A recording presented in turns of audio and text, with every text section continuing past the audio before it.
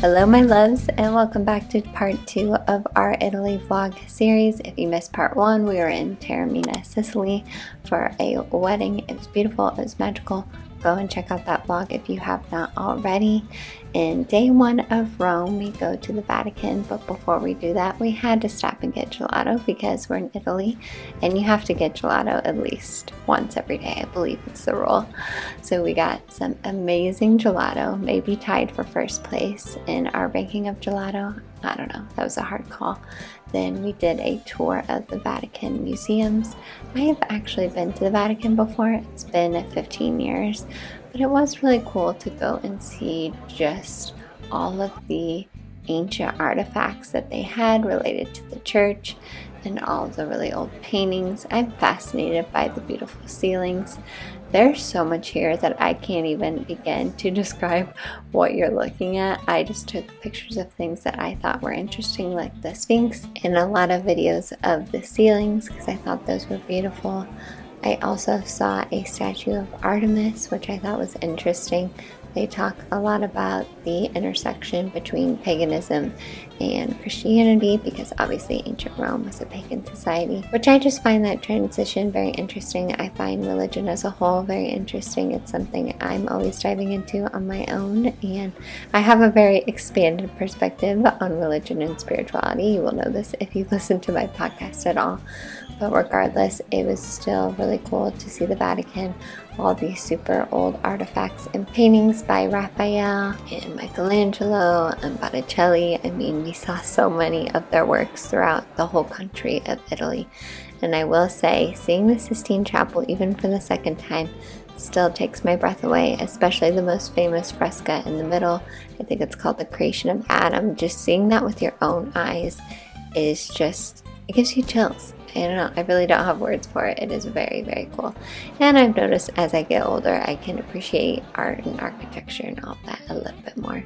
Unfortunately, we were in there for too long, so we weren't able to get into St. Peter's Basilica, but that's okay because we just ended up walking around St. Peter's Square, which is a sight to see in its own. I am a big fan of Angels and Demons, the movie. I know that's probably like the least thing to be excited about there, but that's just one of my favorite movies, so it was cool to see the different artifacts and parts from that movie, like this little stone here with the air, and then Stephen is standing in front of a St. Stephen statue.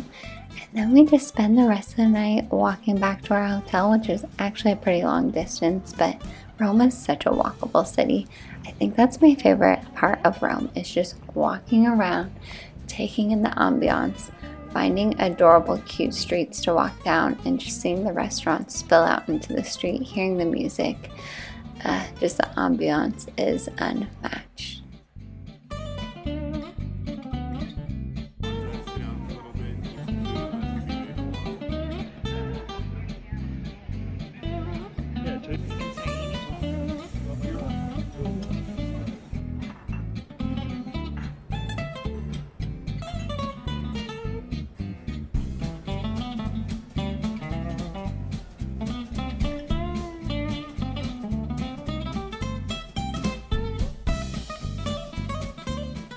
A reality for us was that no matter where we went, something was always under construction. Here's Piazza Navona, and all the fountains are blocked off by fence. That's okay because you walk down the street and you see these stunning churches.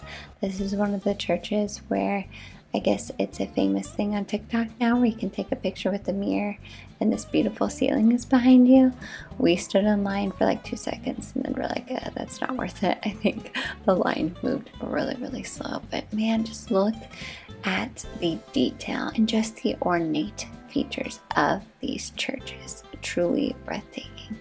Then we walked to the Trevi Foutain, and anyone can tell you that it is packed at most times. As you can see from this video, we still got a cute picture, but again, just the reality of traveling to Italy.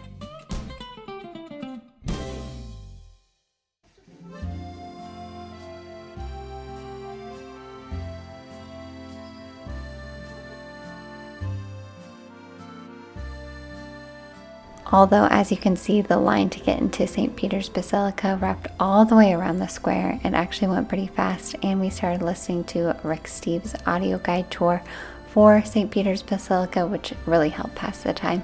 Highly recommend listening to his free guides. It just helps you understand what you're seeing a little bit more, even though when you walk into this place, man, it takes your breath away. It is huge, it is ginormous, and just the detail and ornateness, it's just beautiful.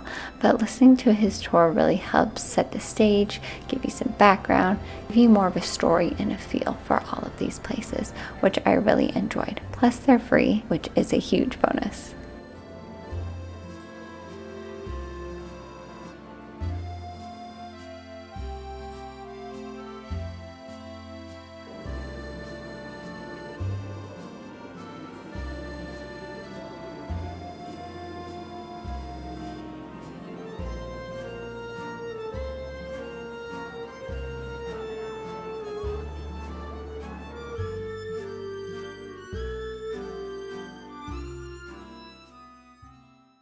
You can see behind us they have chairs set up for the audience with the Pope, which I believe is on Wednesday mornings. We were there on a Tuesday, so they were getting ready for that. You can see the Swiss Guard, and again, the line to get in the Basilica is even longer.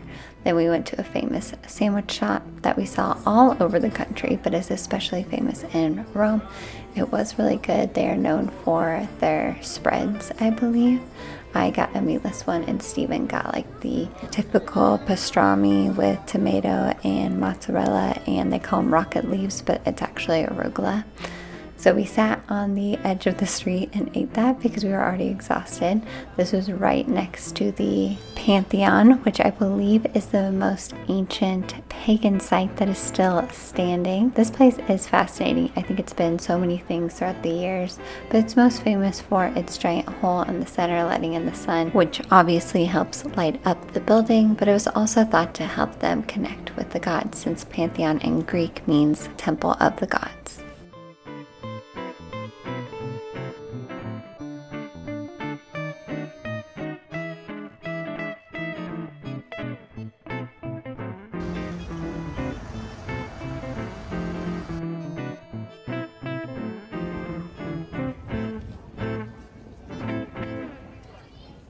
We finally had our first real aperitivo, which is when you have drinks and a little bit to eat before dinner. This was actually before our Collesium tour, and this place was recommended, and it was right across from the Collesium. I mean, not a bad view if I say so myself. Then we went to an underground tour of the Collesium. Now these are really hard to get tickets for. They go on sale and sell out right away. We ended up getting a tour in Italian because all the English ones sold out. So we weren't really sure what the tour guide was saying, but it was still incredible to go below the Collesium to where the gladiators would prepare for their fight, or they would come from the Roman Forum across the way, walk through the tunnels to the Collesium. This is where they kept the animals. I mean, so many other things that we probably didn't understand from the tour, unfortunately. But even from not understanding what she was saying, it was such a cool vibe down there to actually be where the gladiators and the animals were. This is one of the levers that they used to push the animals up, which actually does make me really sad. But I know there were lots of truly horrific things happening here, but obviously one of the most famous sites in Rome, and it was just really cool to see it from a new perspective.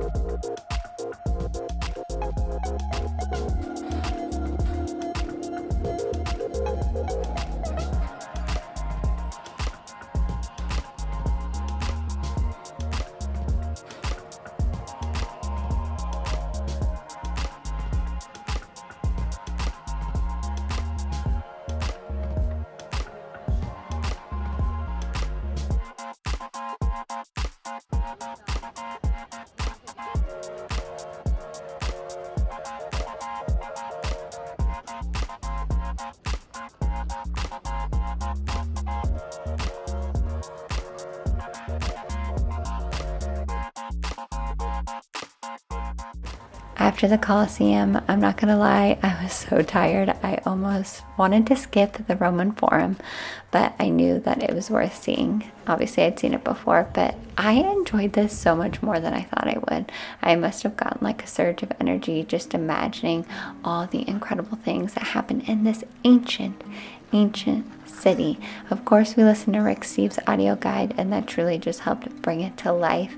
And I just found it so interesting imagining the ancient Romans walking around these buildings, doing the things that ancient Romans do. It was really, really cool. And it's just hard not to think that gods lived in these giant pillars, in these giant buildings. They look like they were built for gods, which they were. Then after that, we got dinner at this restaurant, literally steps away from our hotel. It was delicious. You can see how close it was to our hotel. That's our hotel door right there. And then we went home and watched Gladiator. Perfect ending to the day.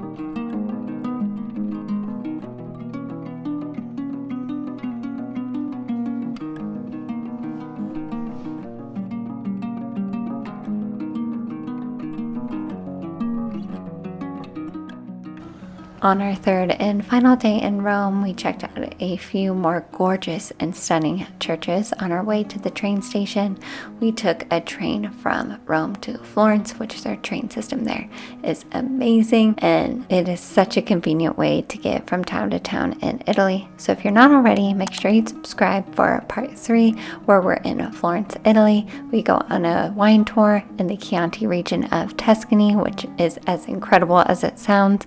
We see all the famous sites in Florence. Thank you so much for watching. If you enjoyed this video, please give it a thumbs up. Comment below with anything that you love seeing or any questions that you have. I'm sending you all so much love, all the highest vibes, and I will see you in the next video.